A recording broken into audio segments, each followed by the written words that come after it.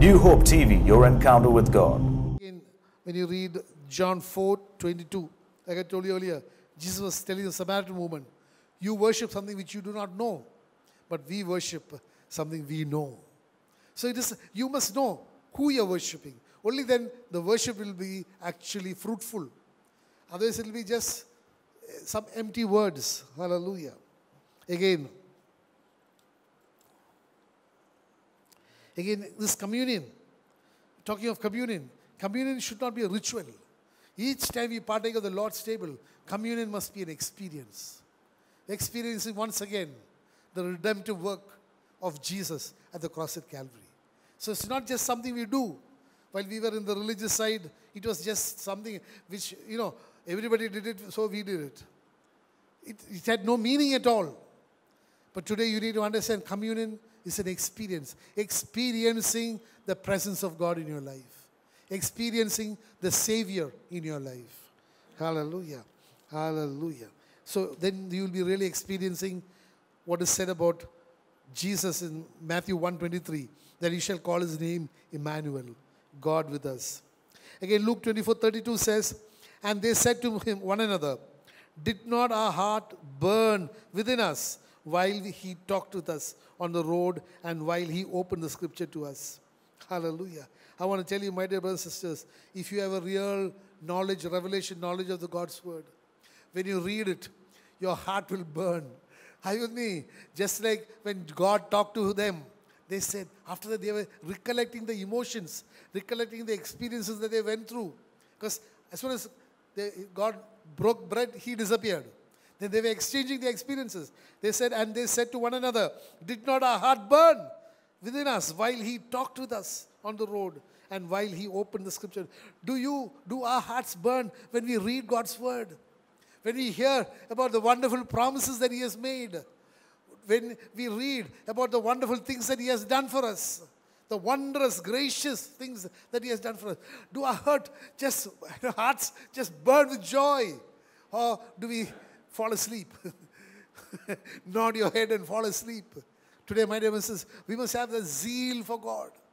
It's only when you have knowledge and when you love the Lord that this thing will come. Each time I'll tell you, each time you read, you will get a different revelation. Something which you have read 100 times. Next time you read, you get something more. That is because when your heart has a great desire to know, the Lord will teach you. Are you with me? Nobody can ever claim to say that I have understood everything. No. You cannot understand everything about God. He will reveal to you little by little. As much as you show the zeal to know him, to love him. Hallelujah. So here's it. Did not our hearts burn? Hallelujah. I want to ask you, you don't have to answer. Do our hearts burn when we read? We must have that experience when you read God's word. Hallelujah. And you should be so excited about it. Because everything is a promise. A promise which will not go back. Are you with me? Man may say a lot of things, but God's word will not change. Because he says heaven and earth will pass away, but my word will never ever pass away. That is why when you read the word, in the book of Isaiah chapter 66 verse 2, God talks about the type of people they like. He says, who trembles at my word. Are you with me? Who trembles at my word. Hallelujah. The thing is trembling not out of fear, but maybe he's so excited. He's so excited about God's word that his whole body is trembling. Are you with me? Not with fear, but with excitement. Hallelujah. Hallelujah. That you need to understand that, because it is the love for the Lord. Hallelujah. That you will know that everything will come to pass. There will be nothing contrary to what God has said. Hallelujah. Again, Romans 1:16 says, I am not ashamed of the gospel of Christ. See, you must be proud of the gospel of Christ. And if you are able to say really that I am not ashamed of the gospel of Christ, then there will be two things that will happen. Not two, many things, but out of that two. One, you will always uphold Jesus wherever it is and whatever be the cost. Whatever be the cost, you will uphold his name. Are you with me? Second, to uphold His name, you will never seek the approval of man. You will seek the approval of God. You will do things only to please God, not to please man. Are you with me? Only then you can say, I'm not ashamed of the gospel of Christ. And I'm not ashamed to believe in the gospel of Christ. I'm not ashamed to uphold the gospel of Christ. Luke 24:35 says, and they told about the things that had happened on the road and how He was known to them in the breaking of bread. So this is breaking of bread, like I told you earlier, is the thing where Jesus actually manifested the finished work at the cross of Calvary. His body was broken, that you and I will be healed. His blood was shed, so there would be remission of sins. And hallelujah. And then they recognized that Jesus was known on the road. Hallelujah. So today, when you and I come into a union with Christ in this Lord's table that we are going to partake of, Lord's table should not become just a habit. You know, it should not be, someone should not even think, why are we having it every day, every time we meet? Is it necessary? Once a week, won't it be enough? Once a month, won't it be enough? Please don't do that. Every day, if you are able to partake in the Lord's table, you are renewing that experience. Are you with me? Hallelujah. That is why again Luke 24:45 says, and He opened their understanding that they might comprehend the scriptures. My dear brothers and sisters, I want to tell you, unless the Lord opens your mind, you will never understand the scripture. Today, millions of people are attending conventions, hearing talks, and listening to the radio programs and all that. But unless your heart is burning for the Lord, unless you want to really understand, receive from the Lord, unless you really love the Lord, He will never give you understanding. He opened their minds so they can comprehend the scripture. So today, my dear brothers and sisters, the prayer should be that the Lord should open our minds. And He will open when you desire. He says, knock and it shall be opened. The knocking has to be done by you. Because, there is an urgency. Hello? Suppose there is a fire outside and you want to go out. What do? You will bang the door because there is an urgency. Today, my dear brothers and sisters, the destruction is coming. Hello? The destruction is coming. Before it overtakes you, knock on the door of Jesus. He will open it for you. Hallelujah. Today it's time. Everywhere the messages, the time is up. The time is up. Hallelujah. Hallelujah. Today, the Lord is giving us so much of warning. Hallelujah. Again, when you read the word in the book of, this knowledge of Jesus is only, again, you need to understand, He opened their understanding. He opened their spiritual eyes. He opened their spiritual eyes so they can comprehend the word. When you read the word in the book of Psalm 119 verse 18, He says, open my eyes that I may see the wondrous things from your law. Open my eyes that I may see the wondrous things from your law. Today, my dear, this is what you need to understand. If you are able to comprehend the wondrous things that the Lord has done for you, you cannot but love Jesus. Hello? You cannot but love Jesus. And if you find people going elsewhere for their favors to worship, then they have never had their spiritual eyes open to see the wondrous things that the Lord has done for them. Are you with me? So today this should be the prayer. As in Psalm 119 verse 18, open my eyes that I may see the wondrous things of your law, from your law. And once I see that, I'll take a decision. Everything out. I want you, Jesus. I want you and nobody else. Hallelujah. Because you need to understand, these are all the wondrous things that is in God's law. And you can be very sure that no one can see anything without God's supernatural help. Are you with me? There is wonderful things, but you can never perceive it without the supernatural help of God. That is why He says, eye has not seen, ear has not heard, nor has the human heart perceived what God has kept in store. What God has kept in store is the same for everybody. Because God so loved the world that He gave His only begotten Son. That is what is kept in store. But many eyes, many ears, many hearts do not receive it. But when you are open to the Spirit of the living God, the Spirit of the living God will reveal to you what has been kept for you. Hallelujah. That is why you need to pray to God for the supernatural revelation of what He has kept for us. Hallelujah. Hallelujah. Definitely He will show you. When you read the word in the book of Kings, 2 Kings chapter 6 verse 17. And Elisha prayed and said, Lord, I pray, open his eyes that he may see. Then the Lord opened the eyes of the young man, and he saw. And behold, the mountain was full of horses and chariots of fire all around Elisha. The chariots of horses and fire did not materialize when the eyes were opened. It was already there. Are you with me? It was already there. The provision of God was already there. But Elijah, the spiritual eyes could see it, so he was not at all afraid.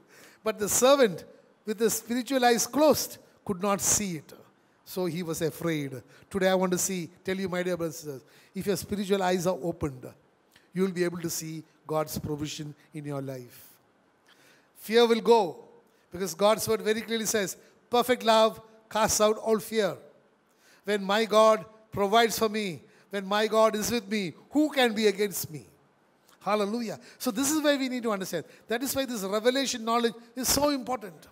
If you and I are sons and daughters of God, I dare say that He will take care of us much more than you will take care of your children. Are you with me? Hallelujah. So we need to understand that again. Matthew 13:19 says, when anyone hears the word of the kingdom and does not understand it, then the wicked one comes and snatches away what was sown in his heart. This is he who received seed by the wayside. We heard earlier, the Lord opened their minds so that they can comprehend the scripture. Are you with me? Here it says, the seed that was sown by the wayside is the seed that people could not understand the word. And the evil one came and snatched it away. Understanding God's word. So today the prayer must be, Lord, open the minds of the people so they can comprehend your word. Are you with me? It is a comprehension of the word that brings about fruitfulness of the word. Hallelujah. 2 Corinthians chapter 3 verse 16 says, nevertheless, when one turns to the Lord, the veil is taken away. This darkness or the non-comprehension of God's word is because you are not focused on Jesus. You are focused on everything else but Jesus. Are you with me? So God will never give you revelation knowledge. Are you with me? God himself says in the book of Matthew, why do you throw pearls in front of pigs? Are you with me? Don't throw your pearls in front of pigs. So unless you are desirous of knowing God, and out of the knowledge you want to serve Him and love Him above all things, He will never open your eyes of understanding. So you have to knock. My dear brother, I'm telling you, God says knock and it shall be opened. You knock at the door of God and say, Lord, I want to know more about you. He will send His Holy Spirit to teach you. You don't need any man to teach you. Man will bring, there is no better teacher than God. Hallelujah. Put it that way. There is no better teacher than God. The Holy Spirit will sit at your side like a tuition teacher and teach you from day one. From the basics, He will teach you if you have a desire in your heart. Hallelujah. Because again, you need to understand. When you talk about Luke 4, Jesus, His ministry, just before He started His ministry, He came to the temple, He opened the scripture, and He started reading. He says, the Spirit of the Lord is upon me because He has anointed me to preach the gospel to the poor. Actually, I came to preach the gospel to the poor. Now, the Lord is saying, who are poor? Real poverty. What is the poverty? It is not that you are financially not well off. Hello, many people think the poor means people who did not have money. Hello, are you with me? This money you can't take anywhere. The poor, God is again describing who are the poor. One, it is people who do not have, it says, to heal the brokenhearted, who do not have hope. Are you with me? He has come to teach, to preach to those poor people who have no hope, broken-hearted, they are worried, they have nothing, no hope at all. God says in the book of Romans chapter 5 verse 5 that the hope that you and I can have in Christ, no man can it will never disappoint us, because our God loves us more than the problem that you're facing. Are you with me? And that knowledge, the Word of God says, does not come from man, but the Holy Spirit puts in that knowledge into your heart. So one, poor, who has no hope. Then liberty to captives. Captives of what? Captives of sin. Are you with me? They are captivated by the world. The world is full of sin. This, what shall I say? There is a place in the scripture that says, this crooked and perverse generation. Are you with me? That is filling this earth. You are in the midst of that. And if you are not giving your life to Jesus, you can be captivated by that. You become a captive of the world. You become a prisoner of the world. He's come to preach and give you liberty. Recovery of sight to the blind. That's what we are talking of now. Spiritual blindness. Are you with me? They may be intellectually very bright. They may be able to explain when Mark was born, who came first, who wrote this, who wrote that. People are so engaged sometimes, Who is this? When did the scripture came? Which year? No, it is 66 BC. No, it's 67 BC. Intellectual knowledge. But they are spiritually, they are blind. Are you with me? So, he has come to give you sight. To give you sight, take away the spiritual blindness. The next, liberty to the oppressed. That is, we know, the book of Isaiah says, the anointing oil will destroy every yoke. Every bondage that you are in, he has come to destroy by the anointing oil that he is going to pour out on you. Then again, to proclaim the acceptable year of the Lord, that is for the salvation of people. Are you with me? If you are not saved, then you are poor. He has come to announce the acceptable year of the Lord. And of course, one thing, Jesus, when he is there ministering. And when there is still hope for people, he should not be mentioning about the things that could happen if you do not accept him. The book of Isaiah tells about one more thing. About what? About the day of vengeance of the Lord. But Jesus, while he was preaching there, he did not come to condemn. He came to save. Are you with me? He gave a forewarning about the day of vengeance through the prophet Isaiah. But Jesus is addressing the people there. He says, I did not come to have vengeance on you, but I came to give you liberty, to free you, to heal you, and to preach everything good for you. Are you with me? That is why, purposely, the last one about judgment is left out. Because Jesus is preaching salvation message. Are you with me? He is not preaching condemnation message. The prophet has already given the warning. Hello, are you with me?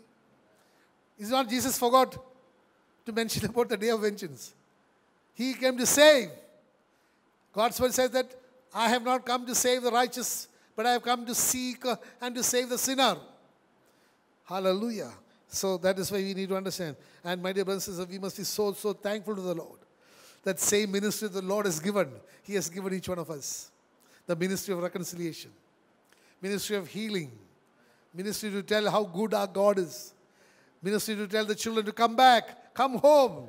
There is a loving Father who's waiting. So you need to instill that thirst in people, thirst to know God, thirst to have a personal loving relationship with that God who loves you beyond your imagination, the wildest imagination. Because his love is something which we just cannot fathom. Are you with me? As the word says in the book of Ephesians, that we are not able to comprehend the depth, the height, the width, or the length of his love. Because it surpasses our human comprehension. Are you with me? It just goes above our heads. But one thing you don't know, the very fact that Jesus died for you at the cross at Calvary, that is enough evidence that God loves you above all things. Hallelujah. Hallelujah. So you need that love for the Lord is so important. We must have the thirst for him. And then God will reveal himself to you. And there is no greater revelation than knowing God. Because to conclude, when you read the word in the book of John, chapter 4, verse 10, see, it's all that you need is to ask and he will give you. He says, Jesus answered and said to her, if you knew the gift of God and who it is who says to you, give me a drink, you would have asked him and he would have given you living water. All that you need, my dear brother, sister, is to ask him. The living water signifies the Holy Spirit. The Holy Spirit is the person who will teach you, who will reveal to you. Like we heard in Romans 8:15, the Holy Spirit reveals to our spirit that we are the sons and daughters of God. Again, verse 13 says, whoever drinks this water will thirst again. That is the woman, the world water. But whoever drinks the water that I shall give him will never thirst. But the water that I shall give him will become in him a fountain of water springing up into everlasting life. See, you understand? Once you have possessed Jesus, you will never thirst again.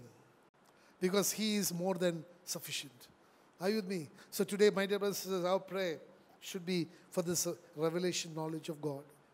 That knowledge not limited to us, but the whole wide world should know about Jesus. About the finished work at the cross at Calvary. The wondrous things that he has done. As the psalmist prayed in Psalm 119 verse 18. That open my eyes that I may see the wondrous things that the Lord has done in his law. Today, that is what we need to understand. Once the revelation knowledge is there, like the Emmaus, the disciples, when they had a relationship with Jesus, their eyes opened. God, with the broke bread, eyes opened. God opened their understanding so they can comprehend him. Their hearts burned when God talked to them. Are you with me? This should be our attitude, that we should love God, love Jesus above all things. How many of you can take a commitment for that? Hallelujah. Amen. Let's stand up. Let's thank the Lord. And while we celebrate the Lord's table, whatever the Lord spoke to you now, let's take that in, that we are coming into union. It's not just eating bread and drinking wine. It is that is in the flesh, the wine and the bread.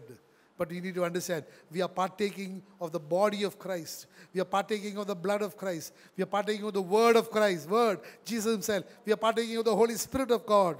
Hallelujah. That will transform us into a new creation. Can we sing that song? What is it? Abide in, he abides.